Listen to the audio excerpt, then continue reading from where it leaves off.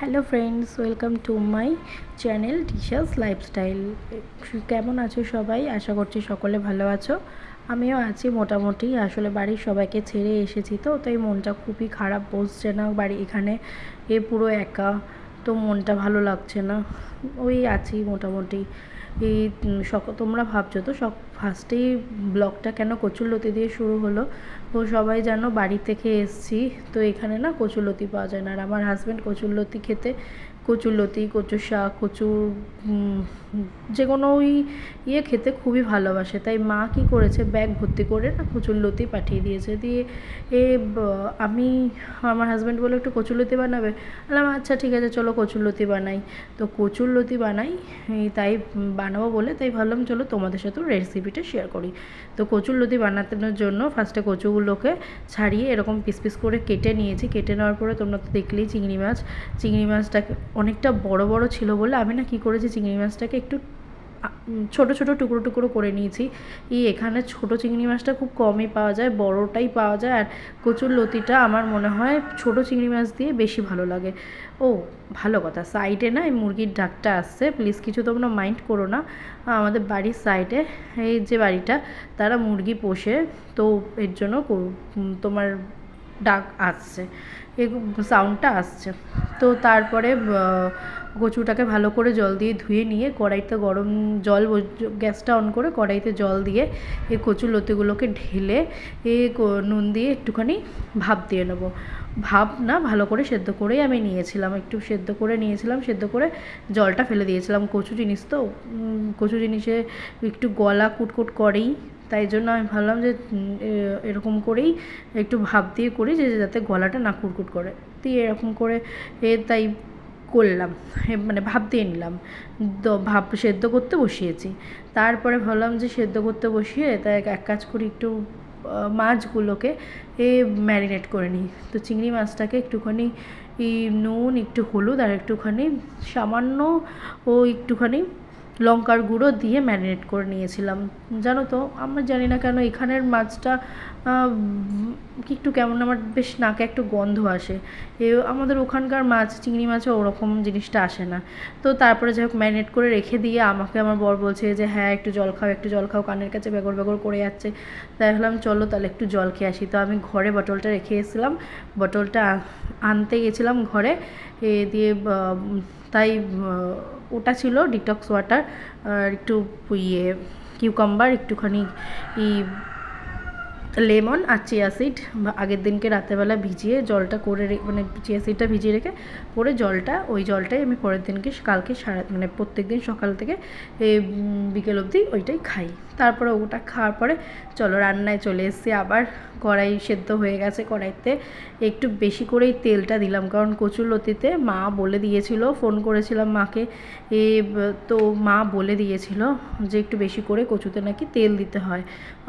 আর অনেকটা কচুরলতি ছিল, প্রায় আমি যে রান্না করছি 1 কেজি কচুরলতি মা পাঠিয়েছিল। 1 কেজি কচুরলতিটাই আমি মানে রান্না করে ফেলছি, নয়তো শুকিয়ে যাবে, খাওয়া যাবে না, ওখান থেকে এত কষ্ট করে টেনে নিয়ে এসেছি, তাই পুরোটাই রান্না করছি। 1 কেজি কচুরলতিতে আমি অনেকটা পরিমাণেই তেলটা দিয়েছি। এবার আমি দেখছি তেলটা দিয়ে চেক করছি যে গরম হলো কি না। দিয়ে গরম হয়ে গেছে কড়াইটা, তারপরে আমি মাছগুলো দিয়ে দিলাম, চিংড়ি মাছগুলোকে দিয়ে দিয়েছি। ও হ্যাঁ, এই যে ভিডিওটা এরকম একটু সাইড হয়ে যাচ্ছে, তোমরা প্লিজ কিছু মনে করো না। আমার না তোমার যে ভিডিও করে যে স্ট্যান্ডটা হয় না, ওই স্ট্যান্ডটা না কেনা হয়নি, তাই জন্য আমার ভিডিও করতে, আমার এক হাতে আমি রান্না করি আর এক হাতে ভিডিও করতে খুব অসুবিধা হয়। তোমরা তো সকলেই জানে রান্না করতে ভিডিও করতে, মানে এক হাতে ভিডিও করতে খুব অসুবিধা হয়। তবুও স্ট্যান্ডটা কেনা হয়নি বলে আমাকে এইভাবে ভিডিও করতে হয়, শুধুমাত্র তোমাদের জন্য একটু ভিডিও করলে আমি এত দূরে থাকি, মনটাও ভালো লাগে, তো ভিডিওটা করি, তাই এরকম একটু প্রবলেম হচ্ছে, তোমরা প্লিজ অ্যাডজাস্ট করে নিও। এই যে তোমাদের সাথে কথা বলতে বলতে আমার চিংড়ি মাছটাও ভাজা হয়ে গেছে। তারপরে ওই তেলেতে আর একটুখানি তেল দিয়েছিলাম মনে হয়, ওই তেলের মধ্যেই কাঁচা লঙ্কা, কালো জিরে আর একটু পেঁয়াজ দিয়েছিলাম। পেঁয়াজ ফোড়ন দিয়ে এর মানে একটু হালকা নাড়াচাড়া করে রসুন দিয়ে দিয়েছিলাম।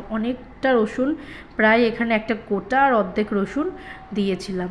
দিয়ে ভালো করে একটু নাড়াচাড়া করে নেওয়ার পরে, মানে বেশি ভাজবো না, একটু হালকা হালকা নেতিয়ে নেতিয়ে এলে তার মানে ভাজা ভাজা করে নেবো, হালকা হালকা একটু নেতিয়ে নেতিয়ে হলে এর যতক্ষণ না হচ্ছে ততক্ষণ নাড়াচাড়া করে নেবো। ভালো করে নাড়াচাড়া করে নিয়ে একদম না লাল লাল করে নেবো না, লাল লাল করলে ফ্লেভারটা যায়, ওটা ফ্লেভারটা চলে যাবে।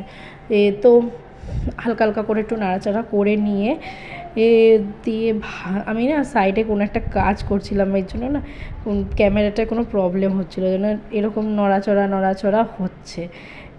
দিয়ে তারপরে এই যে নুন দিলাম, একটুখানি নুন দিয়েছি, একটু সামান্য মিষ্টি দিয়েছি, এরপরে কচুরলতিটা ঢেলে দিয়েছি। এক হাতে প্রবলেম হচ্ছিলো, তো এরকম করে একটু প্লিজ অ্যাডজাস্ট করে নিও, বারবার করে আমি বলছি। তারপরে হলদি গুঁড়ো ও একটুখানি সামান্য লঙ্কার গুঁড়ো ও দিয়েছিলাম। হ্যাঁ ডাক্তার, জানো তো আমি এখানে এসে অনেকটা ফ্যাটি হয়ে গেছিলাম বলে ওখানে গিয়ে আমি বাড়িতে ওয়েস্ট বেঙ্গলে, মানে আমার বাড়ি থেকে আমি একটু ডক্টরের কাছে গেছিলাম যে এরকম ফ্যাটি হয়ে গেছি, কেন এরকম হচ্ছে। তো গিয়েছিলাম, ডক্টর আমাকে বলেছে যে কোন থাইরয়েড চেক করতে দিয়েছিল, সুগার, আরও ব্লাড অনেক কিছু দিয়েছিল পরীক্ষা করতে। তো সব কিছু রিপোর্টই নর্মাল, তাই কোনো অসুবিধাই নেই, কিন্তু এতটা হেলদি হয়ে যাচ্ছি একটা ভয়ের কারণ। এখনও সেরকম অনেক বয়স হয়ে যায়নি, এই সবে মানে লাইফটা, তো এর জন্য ভয়ে আরও অনেক রকমের চিন্তা ভাবনা। এখন তো রোগের কোনো কিছুতে শেষ নেই, তো ডক্টরে বলেছে এই কোনো সব রকমের খাবারই খেতে, শুধু আমাকে তেলটা আর মশলাটা একটু কম খেতে। কিন্তু কী করবো বলো, এই কচুরলতিতে তেল ছাড়া কচুরলতি হয় না। তবু আমি অন্য এই কচুরলতি বাদে আমি এখন না অনেক কম তেল দিয়েই রান্নাবান্না করি। হ্যাঁ, এই যে কাঠের খুন্তিটা যে দেখছো, এই কাঠের খুন্তিটাকে না আমি রান্না করতে খুব অসুবিধা হচ্ছিলো, তাই জন্য আমি এবার ওই খুন্তিটাকে করে নিয়ে আমি এবার ওই খুন্তিটাকে সাইডে রেখে দিলাম। তারপরে ওই কচুরলতিটা দিলাম, কচুরলতিটা দিয়ে একটু নুন, একটু হলুদ, একটু মিষ্টি সব কিছু দিয়ে ভালো করে নাড়াচাড়া করে ঢেকে দিয়েছিলাম। কচুরলতিটা ঢেকে দিয়েছিলাম, আস্তে আস্তে হয়ে গেছিলো আমার তারপরে আবার মাঝে মাঝে নেড়ে দেখছিলাম হয়েছে কি না। ভালো করে শুকিয়ে জল ছেড়েছিলো, ওটা শুকিয়ে নিয়ে এই যে রেডি আমার কচুরলতি। কেমন হয়েছে?